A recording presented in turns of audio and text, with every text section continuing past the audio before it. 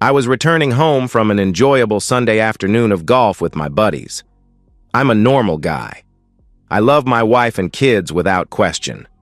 I've been married to Olivia for 22 years and have two great kids, twins, Jess and Mike, who are attending a local university and living together on campus. I've been employed by the same company for over 20 years. I'm a respected and valued employee. Olivia and I have a great circle of friends. I thought I had my life under control. Sadly, I was becoming increasingly worried about my home life with Olivia. Over the past 2 years, but especially during the past 12 months since the departure of Jess and Mike, Olivia had changed. Gone was the happy, vivacious, and loving woman that I had married. She had been replaced by an icy, secretive, and distracted person. While our social life continued to a degree, physical intimacy had largely ceased. Weekday mornings centered on preparations for work. Conversations, if any, were perfunctory. My attempts at reigniting our marriage through date nights, flowers, weekend getaways, compliments, and the like had been largely unsuccessful. They were politely acknowledged, but not enthusiastically embraced. I arrived home and entered the house from the garage. The first worrying sign was that Olivia was sitting at the dining room table with nothing but a bottle of wine, 2 glasses, and a sheet of paper. We greeted one another and she asked if I had time for a quick chat. I said that I'd get changed and return in a few minutes. I went to the bedroom, got out of my golf gear, changed into some casual clothes, turned on my phone's recorder, and returned to my wife. She had poured me a glass of wine. I could see that Olivia's level of anxiety was extreme. Olivia had rehearsed her speech over and over. Her plan and the associated strategy had its genesis about a month ago, and since then, it had been further developed and refined. She knew that I would not take her announcement well, but I was a trusting, simple, and loving man who had never denied her anything. Today's discussion would test my commitment to her. Olivia was confident that if she held her course, her future as a 21st century woman would be assured. She reminded herself that she will only get one shot at her life. An opportunity missed is an opportunity lost. For the past 25 years, Olivia had been a loving girlfriend, wife, and mother. Now, with the children gone, it was time to embark on the next phase of her life. She began, "David, first, could I ask you to let me express myself before I answer any questions you may have? I've been developing this strategy for some months, and it has gone through a number of iterations. I need to apologize for being hard to be around for quite some time. It seems that over time, I've allowed myself to drift into a situation where I've become ambivalent about the important things in my life. I've fallen short of the mark as a wife, a mother, and a person. I've been doing a great deal of soul-searching about my life, and I've decided to make a number of significant changes that are designed to make me a more complete person. Some of the things might appear small, and others might be difficult for you to accept. I'm going to rejoin the gym and commence a structured fitness and dietary program. Next, I'm going to take up yoga. I feel that the fundamental tenets of yoga are consistent with the direction in which I'd like my life to evolve. I've looked closely at my job to determine if it's an impediment to the new me. On balance, even though I have let my performance slide, with their patience and support, I am confident that I will be able to return to the performance levels that I demonstrated a couple of years ago and which they valued. Importantly, however, I want to set a clear delineation between my work and private new life. I'm going to invest greater effort to improve my relationships with my family and friends. I know I have a lot of work to do to re-establish the loving relationship that I treasured with the twins. I hope that you will be able to help me with this. I know that you have always been closer to them than I have been. My relationship with you has been the most challenging issue for me to consider. For me to be the person I need to become, our relationship must be a cornerstone of my new life. We have drifted apart. Our partnership has become stale. I acknowledge that you have tried valiantly to resuscitate our marriage, but, as they say, it takes two to tango. I need to relearn how to be a wife, a friend, and a lover. I want to better understand what I want from my life partner. I want to grow old with you. I want to cherish you. I believe with all my heart that our marriage is strong and our love for one another cannot be questioned. I would like to promise to you that, going forward, I will embrace your efforts to improve our relationship. I have decided, however, to broaden my experience to better understand what I need from you as a life partner. In order to achieve this, I have decided to begin dating other men. This will enable me to experience the full range of emotional and physical feelings that I need to rebuild our life as husband and wife. I need to relearn how to give and receive emotional and physical stimuli. I understand that this will likely cause you some unhappiness, but please be assured that my intentions are just as I have expressed. I want us to be the best couple we can be. David, I know that you are a black and white kind of person, but I beg you to see this, at least in part, from my perspective. I need you to understand that between the black and white, there are shades of gray. I've decided to go on my first date on Friday night. I'll return to you before lunch on Saturday. I want to be as open with you as possible, so we can then talk about my date over lunch. I'm certain that with time and many discussions, you will agree that what I am doing is a good thing for all concerned. By now, Olivia was almost hyperventilating, but nonetheless, to her credit, she pressed on with a look akin to abject terror. David, I understand that all this might be a little confronting for you. Maybe you'd like some time to digest this before we reconvene. After a while, I stood unsteadily and with no emotion said, Olivia, I can see that you've given this a great deal of thought. I appreciate you giving me the chance to have a good think before I respond. I'm going to head off for a while and gather my thoughts. Maybe we can discuss this later this evening or tomorrow. David, you know that I love you only, she said with a trembling voice. Please keep an open mind about this. Please let me know when you're ready. With that, I grabbed my coat and headed for the garage. As I drove away from the house, I growled in anger and repeatedly bashed the steering wheel. I couldn't imagine how things could have turned out worse. My wife wants to go on dates with other men in order to make our marriage better. What nonsense! She's absolutely deluded. What is she thinking? As I enjoyed my burger and a second coffee, I decided that I had handled Olivia's speech pretty well, even if I elected not to immediately engage her. I was able to maintain an outward appearance of calmness. She had been preparing her ambush for weeks, if not months. I listened to the recording a couple of times before my next move materialized. I was going to consult with my closest confidants, the twins. I called my daughter Jess and asked her to set up one of her threesomes with her brother Mike. Dad! They're not called threesomes. They're called conference calls. Threesomes are very different things. But don't worry, Dad. The lazy turd is lying here on the lounge. Mark my words, it's really true that uni students don't have social lives. All of those stories about the wild days at university are just fantasy. Dad, am I destined to spend the rest of my life sitting on a nasty couch while my brother eats my Cheetos, drinks my beer, and makes a mess, just like he does every damn night? Dad, I'm 19 years old. I need a little romance. I'm ripe. She said this with a giggle. Okay, Jess, thanks for that educative discourse. I need to have a very important talk to you both. This is not a joke. I repeat, this is not a joke. We're talking 911 here. Dad, you're scaring me. Is everything okay? She said with a nervous glance towards her brother. No, baby. Everything is far from okay, I said with a hint of panic in my voice. For the first time, Mike piped up and with his usual laid-back tone said, What's up, Dad? Is it okay if I come over? Sure, Dad. I'll put some coffee on, Jess answered. I may need something a little stronger. I'll see you in 30 minutes. Okay, Dad. Drive carefully. Bye. I arrived at my kids' apartment and began.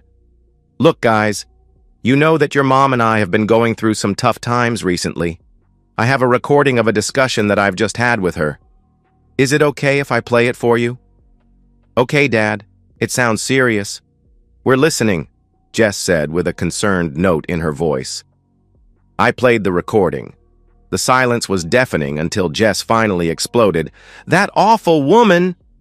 Mike and I put up with her behavior for 12 months before we had to leave, and now she's done this to you. Ignoring how she treated us, she's been disrespecting you for years, and now she's hurting you deeply and expects you to roll over and enjoy it. How stupid does she think you are? Right now, sweet cheeks, I don't know how stupid I'm supposed to be. As you would expect, you guys were my first call, my only call. Maybe we can kick this around a little and figure out what I should do. I need your help. Throughout these preliminaries, Mike didn't say too much. He's always been the strong and silent type. He's sharp as a tack, and people tend to hang on his every word. Unlike his sister, who is breathtakingly volatile, Mike thinks twice and acts once. I was often amazed at how my twin children could be so utterly different, but so wonderfully compatible. I loved them so much. Just now, and despite the absolute mess that my life was becoming, I couldn't help but marvel at the type of people they were turning out to be. I looked at them both and somehow felt a little calmer. I was brought back to the conversation by Jess, who by now was incandescent with rage. She was prowling back and forth across the lounge room like a panther. Her eyes were on fire. Dad, pay attention. We're behind the game. We're 15 points down in the first quarter. Darn! Dad! We may be in the second quarter. We've got to catch up. It sounds like Mom's been planning this for weeks, if not months. She's got some guy in the wings and she's trying to justify her actions with him if she isn't already seeing him. Friday night is our go hard or go home moment. Okay, that's why we're talking, I exclaimed defensively, my hands in the surrender position. While Jess was recovering from her initial barrage, Mike quietly asked, Dad, are you okay? No, Mike. No, I'm not. While I may have seen something like this coming for a while, it's kind of surreal to see it arrive. I get the feeling that I'm losing her, or I may have already lost her. Your mom wouldn't have made her speech without considering the likely consequences. Have you had any thoughts about where to from here? Mike asked. Yeah, I've started to sketch it out, but you guys are a lot smarter than me. You've both got school smarts and street smarts. Jess saw an opportunity to jump back in. Too right, Daddy-o. It'll be 3 against 1. We're the 3 amigos. She won't stand a chance. She'll never see it coming. Okay, Ninja Girl, I love you more than donuts, but you need to take a chill pill, I said. Jess jumped into my lap and gave me a big hug. Meanwhile, Mike calmly mused almost to himself. I think her entire speech was a smokescreen for the dating other men part, and there's a lot that she's not letting on. I agree with Jess. She is definitely seeing some guy. She probably timed her announcement in order to limit the potential damage you can do. She wants to keep you on the back foot until D-Day. We are a long way behind. We need intel. Mom probably won't expect you to regroup and get on the front foot too quickly. She'll pay a high price for underestimating you. She's obviously communicating with this guy, probably via text messages and maybe emails. Yeah, they probably work together. Do you have access to her phone? She rarely leaves it alone, and anyway, I don't have her access code. Jess jumped in again. Dad, I know her code. When Mom and I had lunch last week, she was going on and on about the need to improve her life and blah, blah, blah.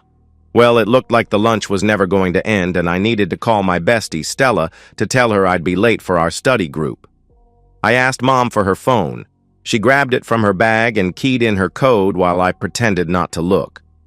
I'm pretty sure it's 1919. Get it? Mike and I are both 19. It was easy to see on her keypad. Excellent, sis. That might just be the break we need. With any luck, Mom might even use the same code for her laptop, Mike mused. Dad, we can't do all the work for you. You've got to get access to her phone, and quick. I thought about it for a moment and then said, she leaves her phone on the charger on her bedside table when she showers in the morning. That might give me 15 minutes to do some investigating.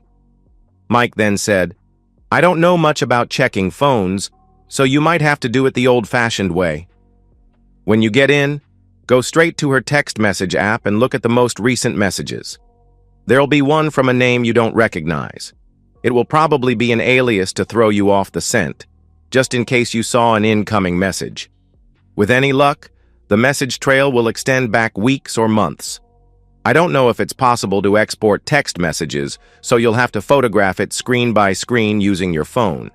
When you're done, cover your tracks and get the hell out of Dodge.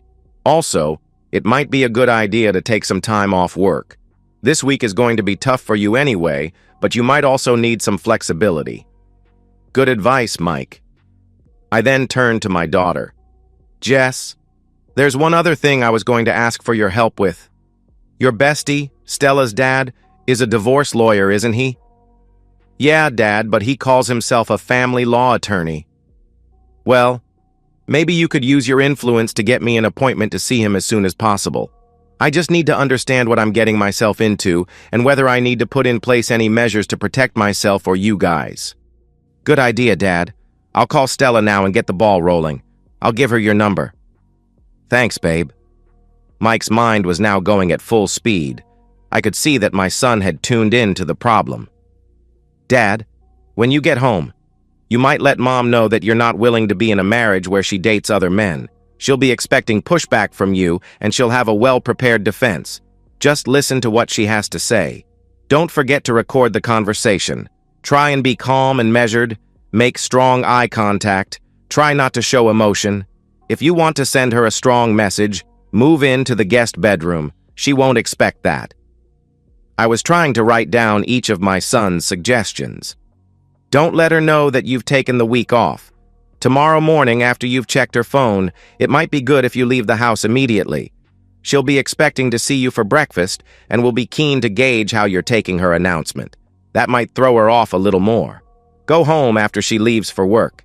You can sit down with a coffee and a piece of toast and look at the text messages. Take your time. She'll probably try and talk to Jess and me. I think we should ignore her. The lawyer will want a copy of the texts if there's anything of interest. During the coming week, Mom will want to be the perfect wife. She's going to butter you up. It's going to be a full court press. Just rebuff her. Make it clear that her behavior is unacceptable. Things will get interesting when she realizes that her strategy is failing. Jess jumped in. Jesus, Mike! Where do you get all this from? Are you basically a closet relationship counselor or just a sneaky person? That's some serious mind game you've just laid out. Dad, when you serve her with the divorce papers, can I be involved? I want to see the look in her eyes when she realizes how badly she's messed up. We'll see, kitten. It might not even get that far. It was getting late, and I decided to return home. When I got there, and with my recorder on, I found Olivia sitting on the lounge waiting. Olivia smiled and said, Hi, baby. Good to see you. Do you have any questions about our discussion? Well, Olivia, it wasn't a discussion, it was a declaration. I understand that you have developed a defense of your inappropriate proposal. I suppose in response I should state unequivocally that I will not be part of a marriage where you date other men. Do you understand me? Well, David, I hear what you're saying. Maybe I haven't explained myself properly. What I'm doing is for us. I want to be the best possible wife, and if I am to achieve this, there are certain things that I'm going to have to do. I understand that this may hurt you in the short term, but as soon as you see the benefits, I'm certain that you'll come around. Olivia, I can see that this discussion is not going to get us anywhere. Please acknowledge that I'm not going to be part of a marriage where you date other men. Fine, okay, I acknowledge it, Olivia said, with more than a hint of anger in her voice. Good, Olivia. Thanks.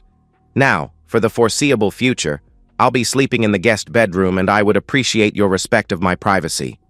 This coming week is going to be very difficult for the both of us. It may be the last week we have as husband and wife. I'll try to be civil and I expect the same from you. Please let me know if you have changed your mind. It might not be too late to save our marriage. David, this is not a negotiation. My mind is made up. On Friday at 6:30, I'll be leaving for my date. I'll return before lunch on Saturday. Would you throw away 22 years of marriage over this? Olivia stated defiantly. Olivia, you probably won't be surprised to hear that it's not me that's throwing away 22 years of marriage. It is not me that's breaking our wedding vows. It is not me that's betraying our marriage. It's not me that's alienating her children. Now, if you'll excuse me, I need to get my clothes and toiletries and move into the guest bedroom. This discussion is over. With that, I left, leaving Olivia with a look of bewildered anger. She looked down at her clenched fists and thought, darn, darn, darn. I woke early. I was showered and dressed before Olivia got up. I was waiting to hear Olivia's shower turn on. As soon as I heard it, I went to her bedroom and picked up her phone, and with fingers crossed, I keyed in the code. The phone came to life, and I navigated to the text message app. The most recent message was from someone named Becky. I opened it and saw immediately that it was what I was looking for. Resisting my desire to read them, I proceeded to photograph every message exchange. They appeared to go back about 2 months. When I was finished, I replaced the phone and left the house. Olivia had had a fitful sleep. She wasn't used to sleeping without me, and she was worried about my reaction to her announcement. She was expecting a more compliant response. She woke at the usual time and showered and dressed. She went to the kitchen expecting to see me waiting with a cup of coffee for her. I wasn't there. My car was not in the garage. Damn, she thought. This isn't going to plan. Why does he have to be such a single-minded person?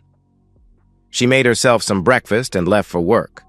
I was parked down the street and saw Olivia leave. I returned to the house and settled in to review the text messages. They commenced 2 months ago and they weren't from Becky. They were from Wade. Wade Erickson is a guy who works with Olivia. He's maybe 5 years younger than Olivia. He's married to Peggy and they have 2 young kids. The initial texts were flirtatious from both sides, but they quickly became more intimate. There was one text where Olivia was angry because they were almost caught at work being inappropriate. Wade, if this is to continue, we need to be more careful. We can't jeopardize our jobs and marriages by being stupid. Wade was trying to get Olivia to agree to a lunchtime meeting at a motel. It looked like they were encouraging each other. It was clear that Olivia was sorely tempted. She even sent a selfie that was inappropriate. It was clear that the photo was taken in our bedroom. Wade was laying it on thick, and the two agreed to meet at the Seaview Motel. The plan was for Wade to check in and text the room number to Olivia, who would then join him. It seemed that the meeting had occurred because there were subsequent texts excitedly discussing how much fun it was. Wade also mentioned that he had emailed a package of photos to Olivia's Hotmail account. I didn't know she had a Hotmail account. The meetings at the motel occurred on 2 subsequent occasions. There were also mentions of affectionate behavior in Wade's office. It was only a week ago when it became apparent that the pair had decided to further escalate their relationship by introducing overnight dates. Wade had convinced an uncertain Olivia that I would be angry at first about her seeing other men, but given time and appropriate attention, I would submit to the new normal. I would submit to the line of least resistance. I would remain married. I would be able to live in my house. My relationship with my kids would be okay. Olivia and her companion would be discreet. My social life would not change. This then led to Olivia's speech to me about dating other men. The most recent texts concerned the arrangements for their date. Wade was going to reserve a suite at the Marriott on the other side of town and leave a key for Olivia at reception. Rather than risk a last-minute confrontation with me, Olivia planned to go directly to the Marriott from work. She'll change into her date clothes and meet Wade downstairs in the bar for a drink before walking across the road to Salerno's Italian restaurant. After dinner, they'll return to the Marriott either for a dance or to head straight to their room. In the final text, which occurred last night, Olivia told Wade about my reaction to her speech. She said that I was very calm and she couldn't read my face. She told Wade about my statement that I would not remain in the marriage if she went on dates. Finally, she said that I had moved out of their bedroom and she was worried that things were already getting out of control. "It's pretty much what I expected," Wade responded. "He thinks you're bluffing. Olivia, you need to stick with the plan. We expected it to be a tough week, but the end result will be well worth it. I promise you. You've got to love him to death for the remainder of the week. Before you know it, he'll be putty in your hands and your new life can begin in earnest. He'll come around. I know his type. Mark my words." I then went to Olivia's laptop. I entered the code and immediately found the Hotmail icon on the desktop. There weren't too many emails, but I did find 3 that contained a dozen or so inappropriate photos of the two together. There was also one email that had a video of the two. In it, Wade was holding his phone and was videoing their reflection in the motel room's dresser mirror. The kids were right. There was more to her relationship with Wade than my wife had let on. I snooped around the laptop and found the photo directory. Buried in the directory were 5 folders containing photos of Olivia with other men. Each directory was named after the companion. The dates on the directories indicated that this activity had continued over the past 2 years. The 50 or so photos depicted Olivia in various compromising positions and in various locations. There were also several videos which included audio. I copied the directories onto a thumb drive. I looked for other information in the laptop's trash bin, but found nothing.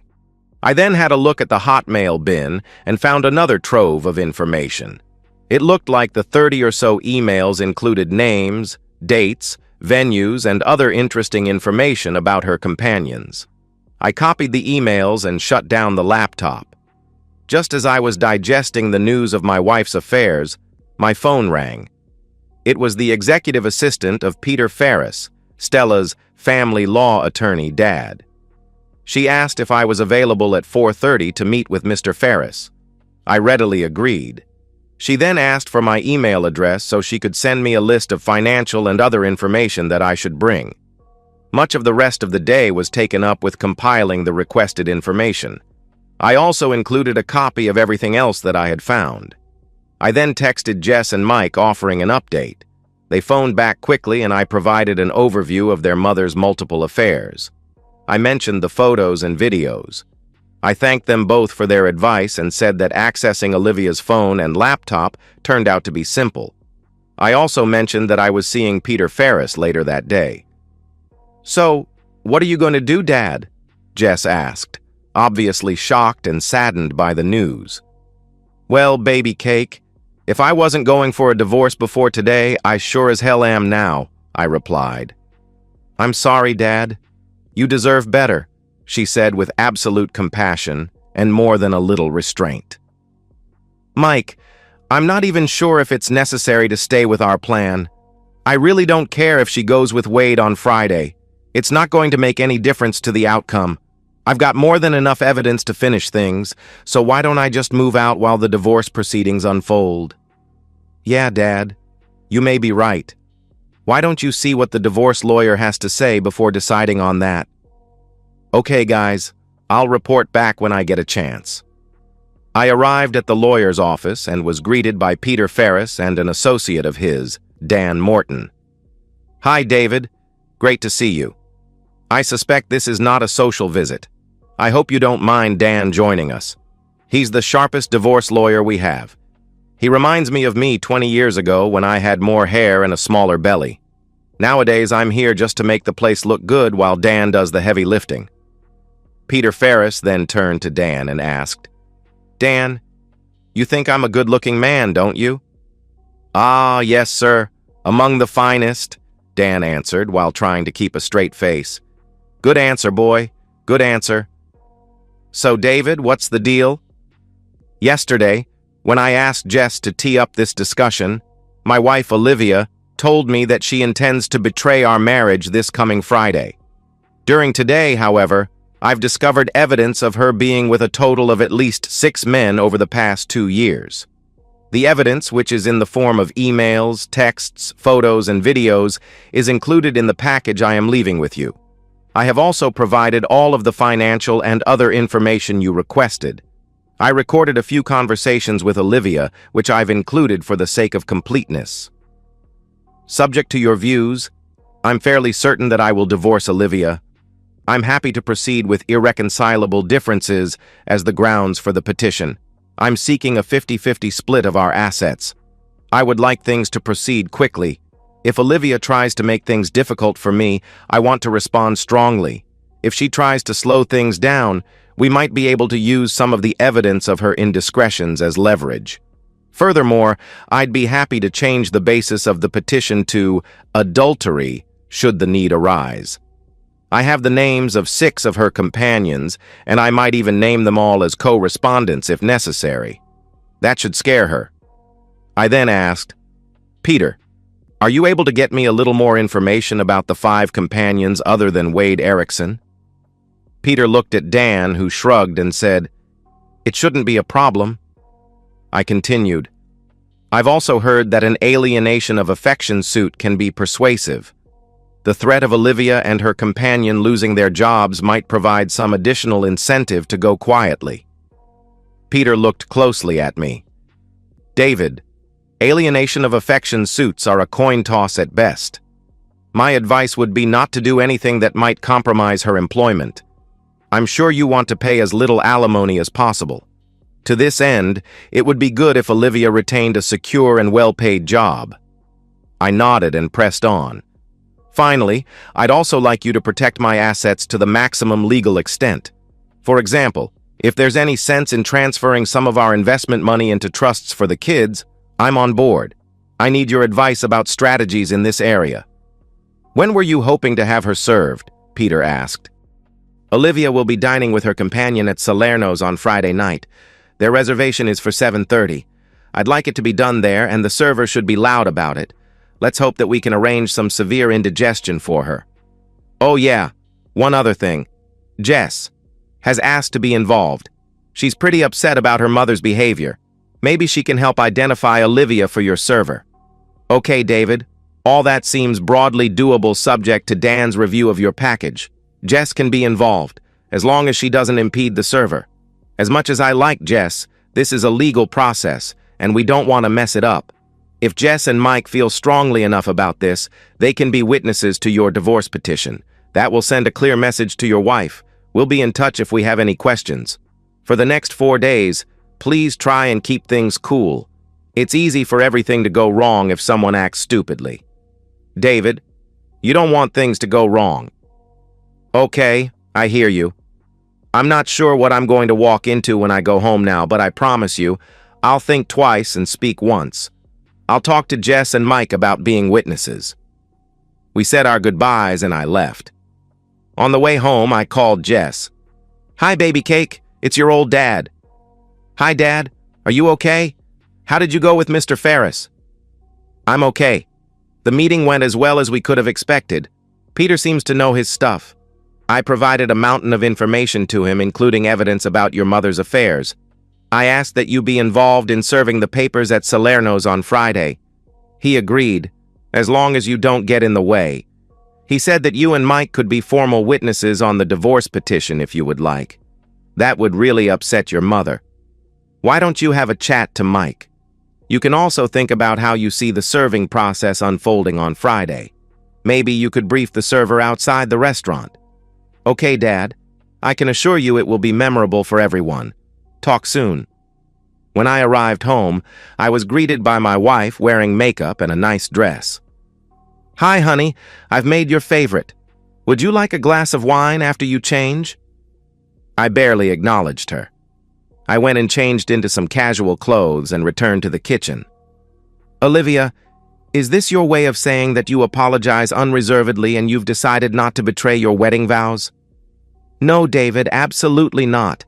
I've told you that Friday is going to happen. Okay. I'm heading out for a burger. Don't wait up. David, don't be such a difficult person. It's just one night. As I went to enter the garage, I turned and said, No, Olivia, I suspect it's not. The following couple of days were icy at best. I tried to limit our interactions. I kept the kids in the loop with developments. Jess was anxious to have a chat with her unfaithful mother, but, as agreed, she was not returning her mother's calls. She said that she and Mike thought it would be a great idea to be witnesses to the divorce petition. I made a mental note never to cross Jess. The lawyers seemed to have everything under control. I arrived home on Thursday evening to be greeted by Olivia wearing revealing clothing. Without missing a beat, I said, "Does this mean that you have decided not to betray our marriage and alienate your children?"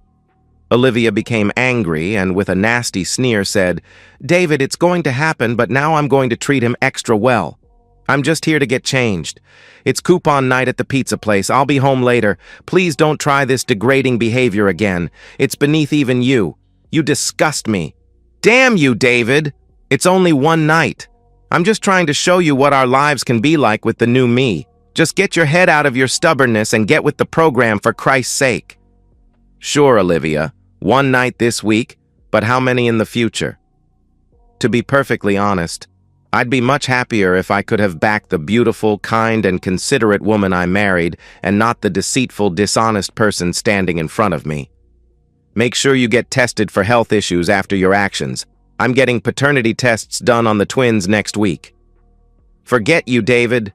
Mark my words, you'll regret your childish behavior. This is our future you're fooling with. I changed and went to a cafe for a snack before going to the movies. I arrived home to a dark house. On Friday morning, I was up early again to copy Olivia's recent texts and head out the door before she was out of the shower.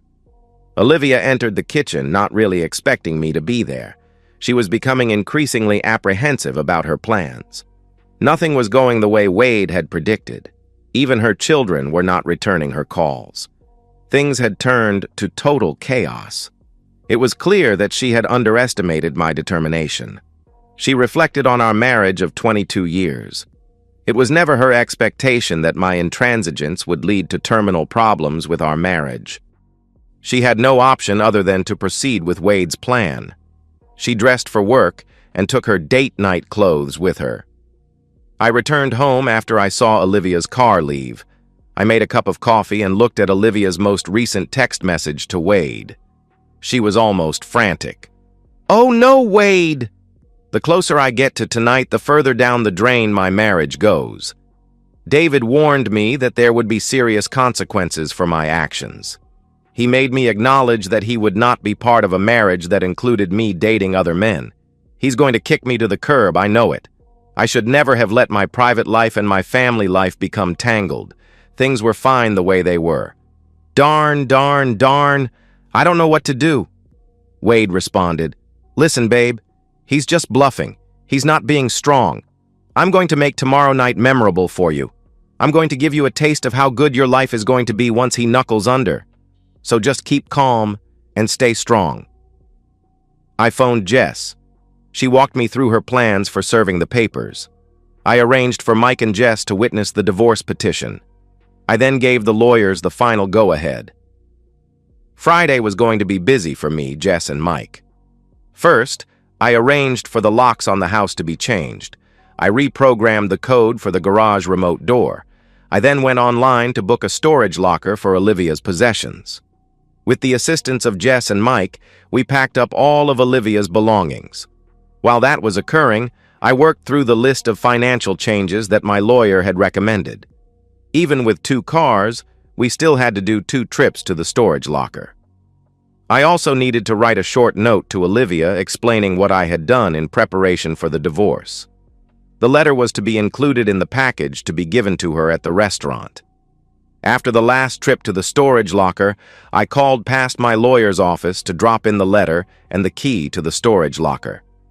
After work, Olivia arrived at the hotel room and changed into her date clothes. Despite her concerns about my stubbornness, she was excited and craving a night with her companion. Her previous meetings with Wade at the motel were enjoyable, but somewhat hurried and unromantic. This was to be the beginning of her new life. She had a little black dress that showed off her figure, which were almost jumping out. Completing the outfit was a pair of elegant high-heeled shoes. Olivia joined Wade in the bar downstairs, and they enjoyed a cocktail before heading arm in arm across the road to the restaurant. She felt somehow liberated at being able to walk arm in arm in public with her companion. They had been seated for about 10 minutes at a table near the center of the restaurant when Jess walked up to her mom. "So, Mom, you're really going to do it?" Jess demanded angrily. "Jess, what are you doing here?" Olivia asked nervously while looking at Wade and the other diners around her. "Is this the man that you are betraying Dad with?" As soon as Jess said this, guests at nearby tables had their phones out, recording the action. "This is my friend, Mr. Erickson. He and I are enjoying an evening out." "Mom, are you going to betray Dad with him tonight?" There was a collective gasp around the restaurant. "Jess, this is a private matter between your father and me. I don't think it's appropriate to discuss it with you, particularly in public." Someone at a nearby table called out, "Unfaithful!"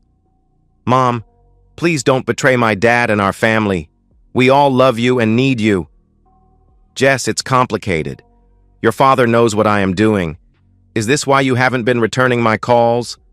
"Too right, Mom. I don't want a disloyal person as a mother." Another series of gasps from the guests.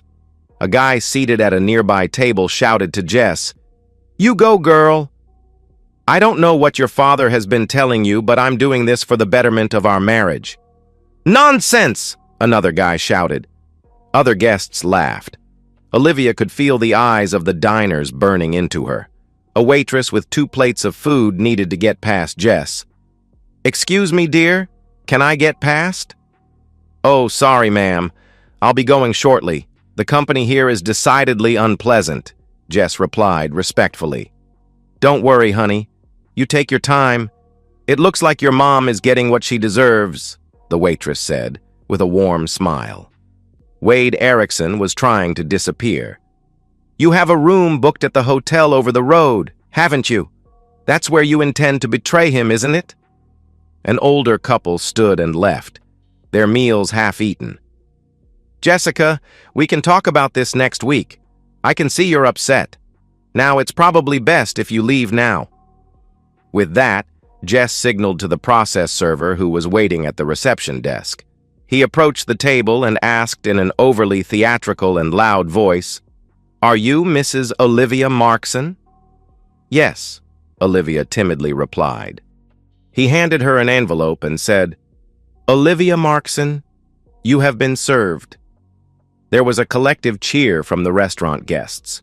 The server had body cam video of him performing his duty. He sent the video to me and my lawyer as soon as he was out of the restaurant. It seemed as if every set of eyes in the restaurant was on Olivia and her illicit companion. The guests continued to record the action. Olivia wanted to dig a hole and crawl into it. "Mom, in addition to the divorce papers, there's an important letter from Dad in the envelope. You need to read it ASAP." "Jess, this is not what it seems. Marriages can be complicated things. Can talk about this?" "No, Mom. We're done here." Jess turned and began to leave. Olivia tried to get out from the table to chase after her daughter.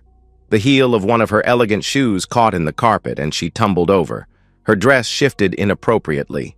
A distinguished-looking gentleman approached the table and, looking down at her with obvious disdain, said, "Madam, I am the restaurant manager, and I can assure you I will not permit inappropriate behavior on these premises." Olivia struggled to her feet while trying to adjust her dress. "I'm not behaving inappropriately," she exclaimed indignantly. A customer sitting nearby said, between mouthfuls of gnocchi, "Well, you're dressed inappropriately and you're not being modest." "I am being modest," Olivia cried. "Madam, I must ask you to lower your voice and leave the premises immediately, and please take your companion with you." The restaurant erupted in another chorus of cheers. The restaurant manager turned and made a theatrical bow. Wade grabbed Olivia and, after paying the bill, escorted her out. The restaurant guests stood and clapped as Olivia went through the door. She turned and, in a final act of defiance, told the diners to go away. Within 5 minutes, the videos were being uploaded to YouTube with Olivia's name included in the title, courtesy of the process server's announcement. Outside the restaurant, a frantic Olivia told Wade that she needed to go home to sort out this mess. She foolishly assumed that I would be waiting for her. They went back to the hotel room where Olivia changed out of her dress and into her casual gear. The evening was ruined.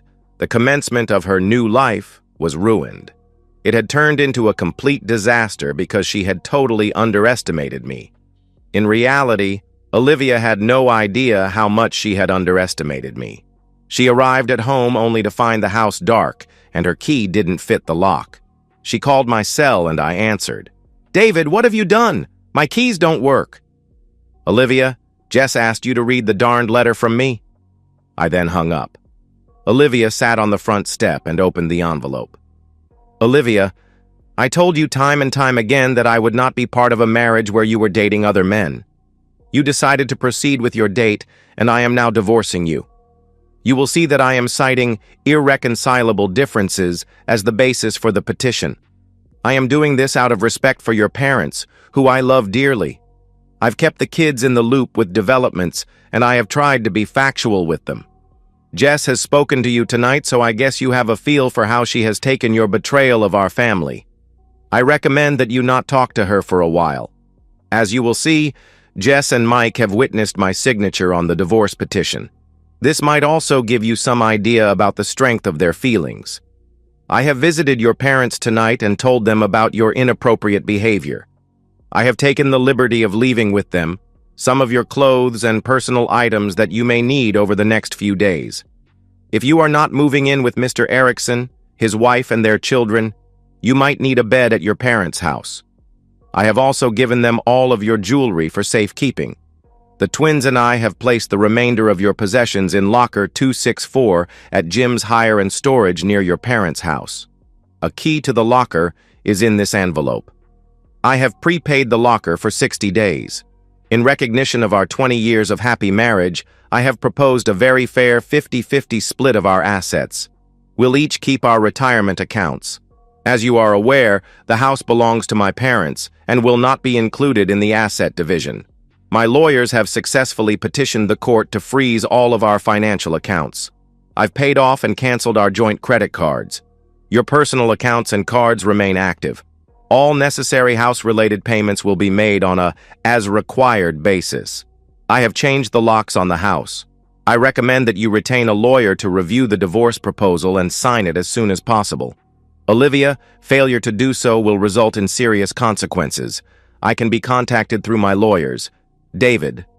Having read the letter, Olivia ignored the "contact me through my lawyer" request and called me. "David, we need to talk. Come home, please," she begged. "Sorry, Olivia. I can't just now. I'm over with Patty and her kids. I'm just walking her through what's been going on between you and her husband. We've just seen the video of you being served. She thought Wade was interstate at a weekend conference. To be perfectly honest, she's pretty upset at you both. I've given her the name of my divorce lawyer. Maybe you should stay away from dark alleyways and consider getting a bodyguard. By the way, the YouTube videos were an unexpected but entertaining surprise, and they seem to be going viral. I honestly didn't know that Jess had it in her. The restaurant manager was priceless." "Oh God, no! David, how could you do this to me?" Olivia cried. "No, Olivia, this is all down to you." "Are you happy now? How's the new me working out? How's the date night going? I hear that the veal is nice at Salerno's." "David! There will never be a divorce. Please, I love you." "Goodness, Olivia. When last we spoke, you told me that you were going to treat Wade extra well tonight. If you've forgotten, I've got a recording." I could only hear sobbing on the line. "Now, please don't try to contact me again. I don't want things to get out of hand." The next 4 weeks were frustrating due to Olivia's lawyer stalling the divorce wherever possible. Through my lawyer, Olivia was repeatedly asking for a face-to-face, which I declined. Eventually, Peter Ferris convinced me that I should agree to the meeting. I, however, said that it should occur in Peter's conference room. I also stipulated that the kids should attend, and Olivia was not to be informed of this. 2 days later, Olivia entered the conference room. Jess, Mike, and I were seated on the opposite side of the table. Jess was holding my hand. Mike was glaring at his mother. Looking nervously at the twins, Olivia said, "Hi, Jess. Hi, Mike. What are you doing here?" I responded on their behalf. "You asked for a face-to-face. Well, here we are." "David, there are private things that we need to discuss." "Sorry, Olivia. While these kids have always provided me with their unconditional love, they've really stepped up over the past 2 months when I've needed them the most. They've given me great advice and help. I wouldn't be where I am now without their support. Please remember that Jess and Mike witnessed my signature on the divorce petition. If you are not able to speak with them here, we can end this now." "David, I don't want a divorce. I don't want to give up on our 22 years of marriage. Over the past couple of years, I'll admit that I drifted from my family. I wasn't the best wife or mother. I've been living my life in a fog. I lost sight of the important things. I made foolish decisions. I've commenced therapy and I'm hoping you can help me with that. I know you are a kind man and I'm asking for your forgiveness. Together we can repair our relationship and, with time, our marriage can prosper. But I understand that I will need time to demonstrate my commitment to us. So, if you persist with the divorce, I will have no option but to continue to put in place every roadblock my lawyer can think of. I will drag out this process until you realize that my place is beside you and our children. I will not sign the divorce papers." Olivia, I know that you've given a great deal of thought to today's meeting. You're probably asking yourself, how much does he know? I know much more than you think. I'll say this once, and once only. Do not sit there and lie to me. Do not sit there and lie to your family. I told you that there would be serious consequences if you elected not to agree to the divorce. Please remember that I'm seeking the divorce on the grounds of irreconcilable differences, and the proposed 50-50 asset distribution could not be more fair.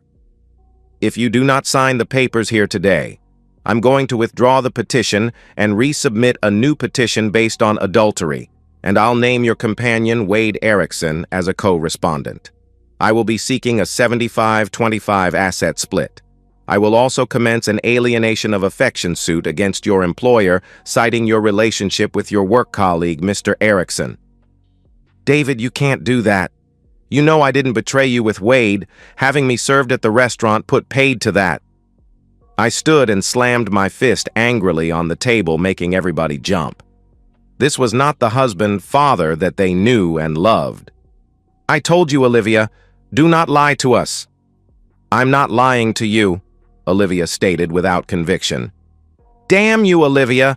Are you telling us that you haven't been with Wade at the Seaview Motel on at least 3 occasions? We have the room numbers if you need reminding. I nodded to Jess, and she pushed across the table several inappropriate photos of Olivia and Wade together.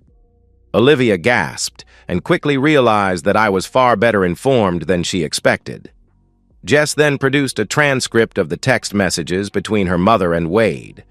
Olivia scanned the document and sat, humiliated, in front of her family. I then nodded to Mike, who pressed a button on his laptop, and a large TV screen at the end of the room came to life, showing a video of Wade with Olivia. The audio was particularly inappropriate. "Turn it off!" Olivia screamed over the sound of the audio. Now, I'm no expert, but that looks and sounds pretty much like Wade betraying our marriage with you, I said. She had totally underestimated me. Olivia, the photos and the text transcript establish ironclad proof of your affair, and that part of the affair occurred on company premises. Your text message confessions of inappropriate behavior in the office will not sit well with your employer. Put simply, if I commence the alienation of affection suit, your job is toast. Your professional and personal reputation will be in tatters, although your performance on YouTube has probably already done that. Jess, how many views have the various videos had? About 1.3 million, Dad. Mom's beating the Pope, Jess responded excitedly. But, Olivia, it isn't all bad. Jess, Mike, and I don't know how many affairs you've had over the past 22 years, but we are aware of 6, including Wade. Initially, I was keen to name each of those companions as co-respondents in my adultery petition, but Mike talked me down on that. We've got plenty of photos if you're interested. We don't understand why you're so keen on having a photographic record of your actions, but you've certainly made things easier for us. Olivia stared down at the conference room table. Jess pushed across a one-pager providing details about each companion, including the names of their employers, wives, and children. It seemed to Olivia that her family knew more about her companions than she did. Oh, and Olivia, this document is a little out of date. As you may be aware, Mr. Stephen Stevie Buchanan, who you were seeing while on your business trips in Baltimore as recently as 4 months ago, was found beaten in a car park behind a club last week. When his body was found, he was injured. Across his chest was written, "Stay away from married women." It seems that you were not the only object of Mr. Buchanan's affections. You might like to get tested. Oh my God, Olivia gasped. With perfect timing, Jess piped up and exclaimed to her brother, "Mike, did you see this one? It looks like Mom with her boyfriend Stevie, and they're being inappropriate. That's pretty awful." "Please, no. Don't look at that," Olivia pleaded with her children. She was completely defeated, her lies and deceptions totally exposed. There was no defense. Just then, Mike played the next video that he had queued up. It was Olivia being inappropriate with a different companion. "Turn it off!" Olivia screamed over the sound of the audio. After a moment, Mike looked at the pitiful visage that was his mother and said, "Mom, you disappoint me." His tone was a mixture of anger and shame. I didn't know who was more shocked at Mike's piercing words, Olivia or Jess. "No more, please, no more," Olivia begged. "Sign the papers, Olivia. What I've proposed is very fair. Maybe excessively so given your actions. Keep in mind that my proposal keeps many of the details of your inappropriate behavior away from our parents and friends. Sign the papers and retain some of your dignity," I said with an air of finality. "Okay, I'll sign." Olivia signed the papers, and the divorce was made final 90 days later. The asset split went smoothly. Jess, Mike, and I remained very close and were able to help each other through the difficult times. Olivia's life was damaged. Her health was deteriorating. Her extramarital relationships were no longer desirable. She was living a lonely life in a very modest apartment. Her job was hanging by a thread. Her reputation was in shreds, due in part to her being a YouTube sensation. She rarely saw the twins and me. Maybe with time, that would change. Peggy took Wade to the cleaners in the divorce. He resigned from his job and moved interstate. And so, we've reached the end of today's story. Was it what you expected, or did it take a twist you didn't see coming? I'm curious to hear your thoughts. Share them in the comments below, and let's get a conversation going. If this story kept you hooked, make sure to hit that like button. And if you're new here or just haven't subscribed yet, now's the perfect time to join our community. I bring you fresh, captivating stories every day, so click that subscribe button and turn on notifications so you never miss out. Thanks for watching, and I'll see you in the next one.